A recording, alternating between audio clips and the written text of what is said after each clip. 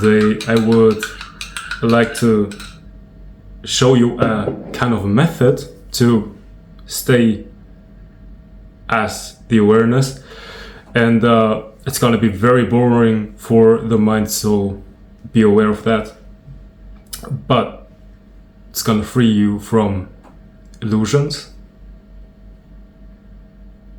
And it's actually pretty simple. It's not a complicated thing.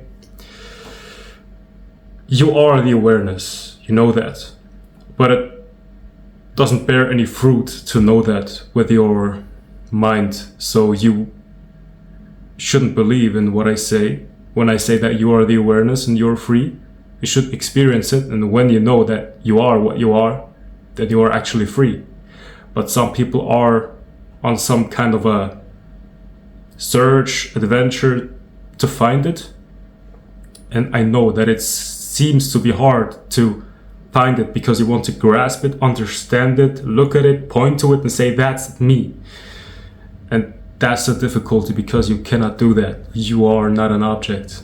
You're the ultimate subject, cannot be seen.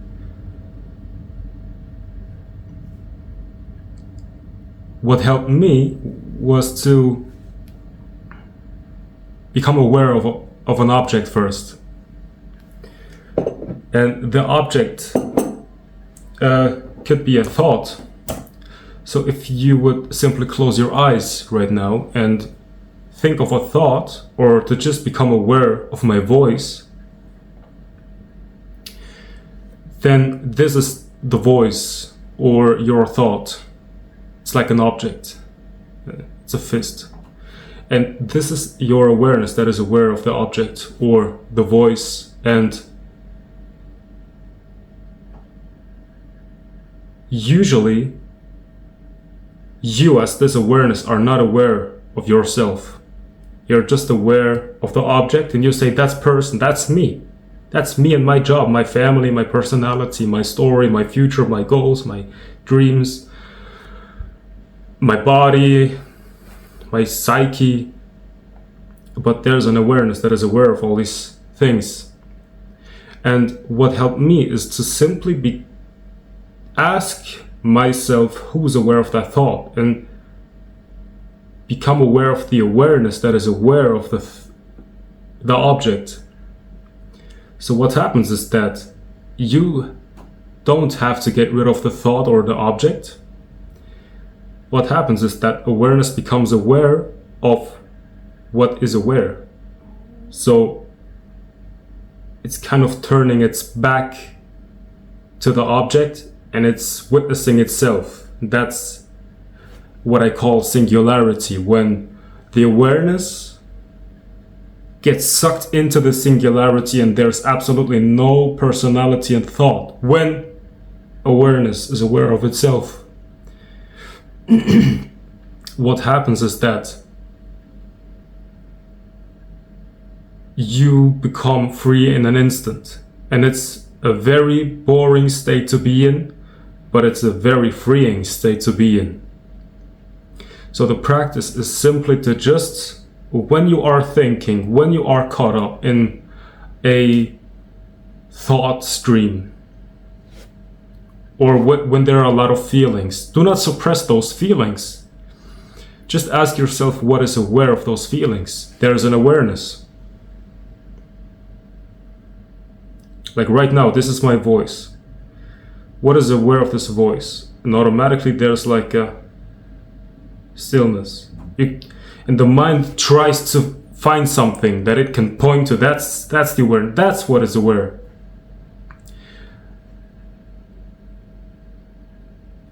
You can't find the awareness. So you become still.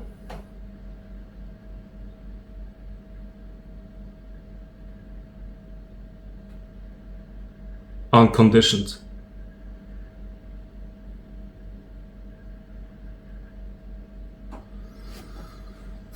Like a screen without a movie. And you cannot actually practice to be what you are, because you are what you are. But you can practice to not identify with what you are essentially not. So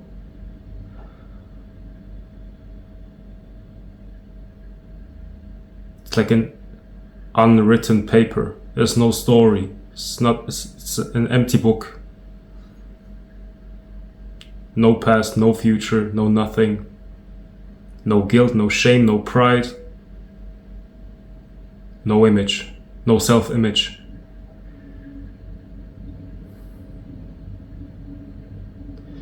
You will become a seeming entity that is frightening for personalities because you're telling the truth. You don't try to be nice anymore because you don't need that. You're simply in love with what is real, what is true. That's kind of a practice. Just kind of like in a meditative position, but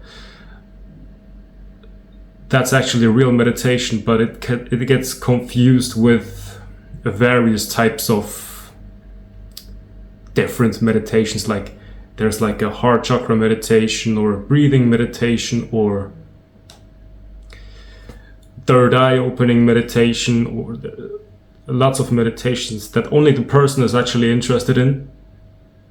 But I would say the only real meditation is when the person disappears. And it's a deep, you find yourself in a nothingness. It's a singularity. It's just a spaceless, timeless nothing. And you're there. You have always been there. And then you're lost for words.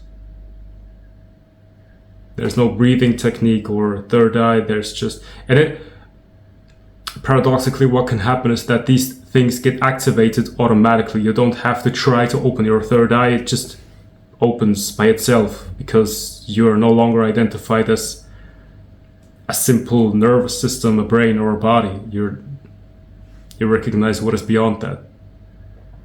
Because that person, nervous system, brain, is just the tip of the iceberg.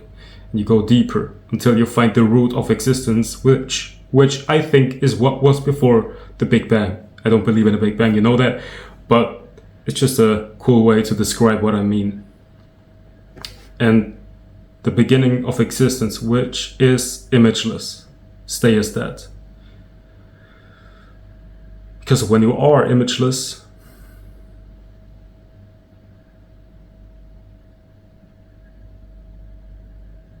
then you are empty space, non-localized space.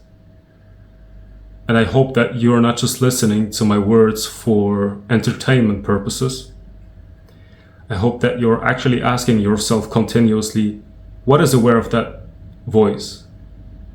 And become aware of that awareness. Because when you become aware of that awareness, then my voice becomes extremely unimportant. It doesn't say anything, nothing important. You're only here because you want to discover your true self, not because you want to understand what I'm saying. This is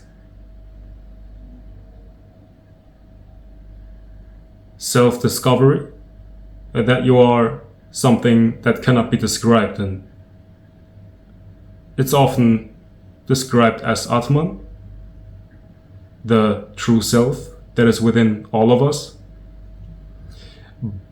But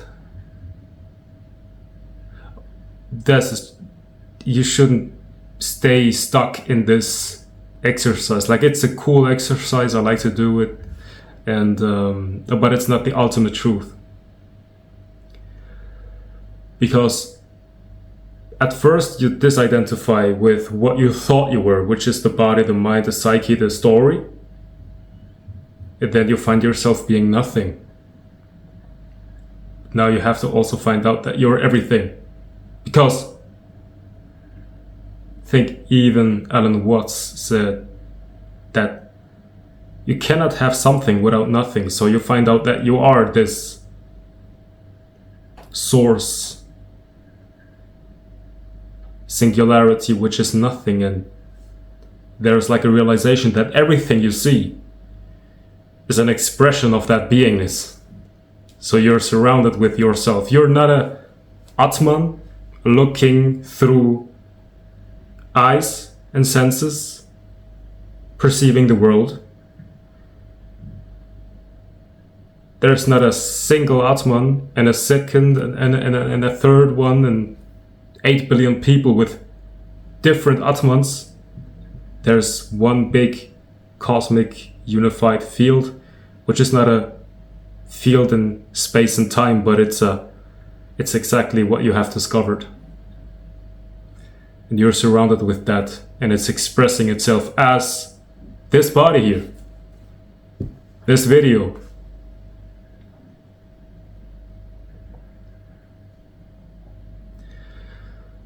But the ego doesn't like that. It wants to have control.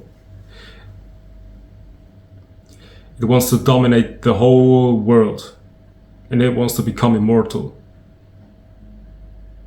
And you actually can become immortal and have dominion over the whole universe, but the ego has to die. That's when you realize that you were always everything. You don't have to attain it. You were always that. So everywhere I go, I feel at home.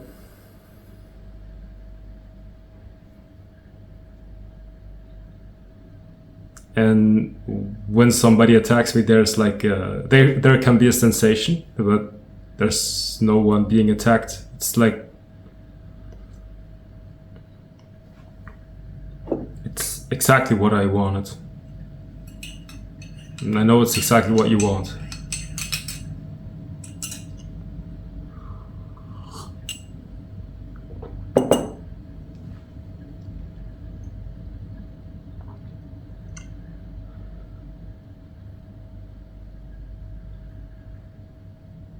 So I said the ego doesn't like it, and that's why I've created this video, to remind you that there's actually a way to find your way back. It's like the ego is attacking something, but you don't even know what it's attacking. It's attacking itself, and it makes you believe that it's attacking you. Then you become aware of that happening objectively. How do I say that? Objectively, right. And you become aware of the awareness that is aware of this object, and automatically the object falls away, like immediately, in a split second. It falls into nothingness, and there's only spaceless, timeless nothingness, a singularity that cannot be localized.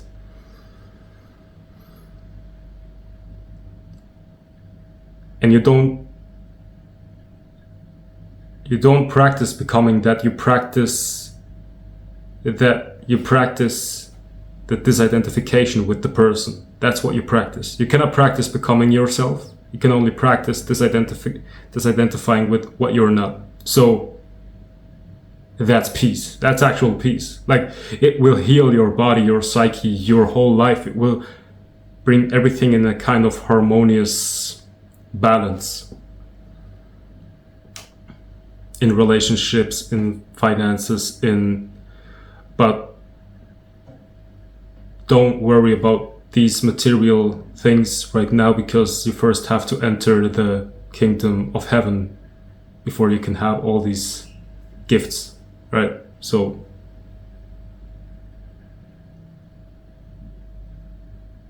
try it. Find yourself, and then you'll be free. You will recognize that everything is you. That's unconditional love, because you cannot hurt yourself, right? You don't want to hurt yourself, so you don't hurt anybody. At least you try not to hurt anybody. Sometimes it's necessary, because life just flows like that sometimes, but that's actually a topic for another video. So I think that's it for today. Like this video, leave a comment, subscribe, and have a great day.